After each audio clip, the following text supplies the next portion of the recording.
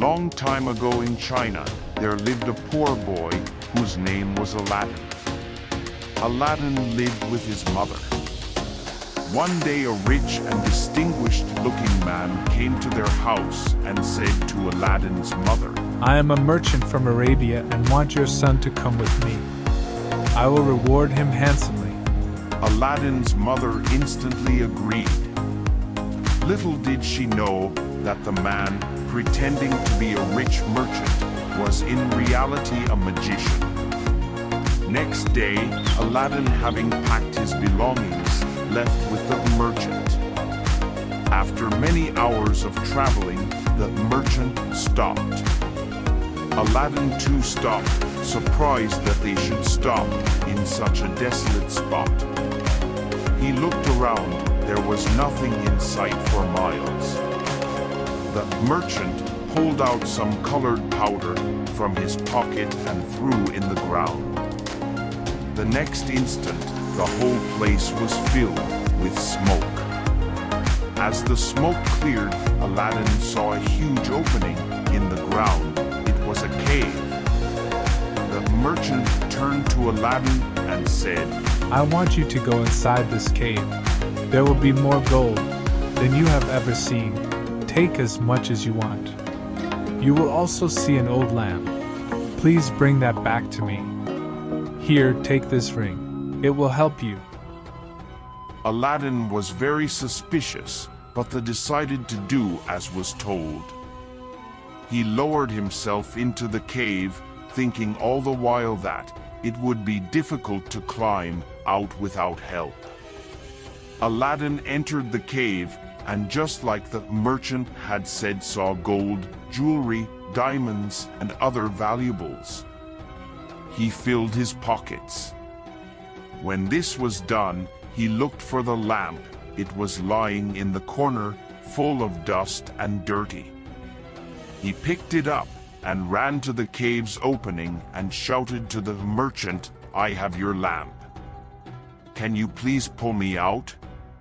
"Give me the lamp," said the merchant. Aladdin was not sure that he would be pulled out if he gave back the lamp, so he said, "First, please pull me out." Aladdin and the genie this angered the merchant. With a loud cry, he pulled out the same colorful powder and threw it on the cave opening, sealing it with a huge boulder. Aladdin was depressed. He thought that was no rich merchant, he was surely a magician. I wonder why this lamp was so important to him. As he was thinking, he rubbed the lamp. All of a sudden, a strange mist filled the room, and from the mist emerged a stranger-looking man. He said, "My master, I am the genie of the lamp. You have rescued me. What would your wish be?"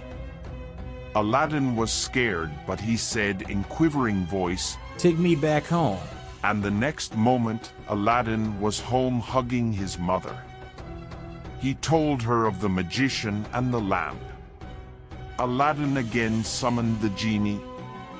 This time when the genie appeared, he was not scared.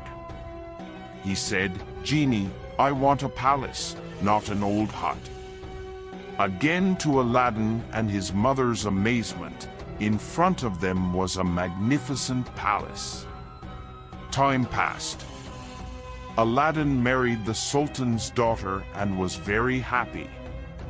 It so happened that the evil magician got to know of Aladdin's good fortune. He came by Aladdin's palace, pretending to exchange old lamps for new.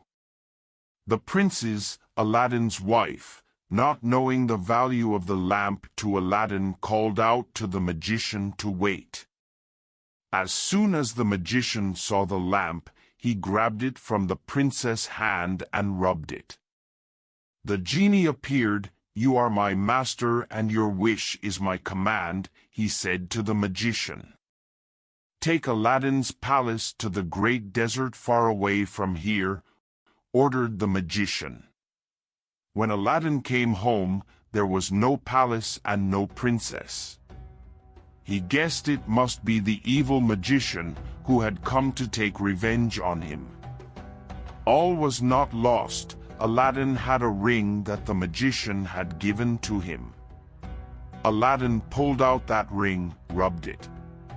Another genie appeared. Aladdin said, "Take me to my princess." Soon, Aladdin was in Arabia with his princess. He found his lamp lying on a table next to the magician. Before the magician could react, Aladdin jumped for the lamp and got hold of it. As soon as he had the lamp, Aladdin rubbed it. The genie appeared again and said, My master, Aladdin, it is indeed good to serve you again.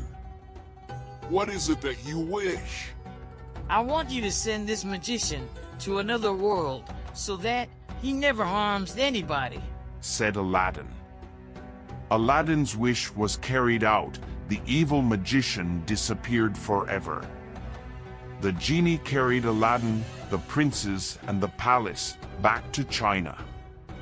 He stayed with Aladdin for the rest of his life.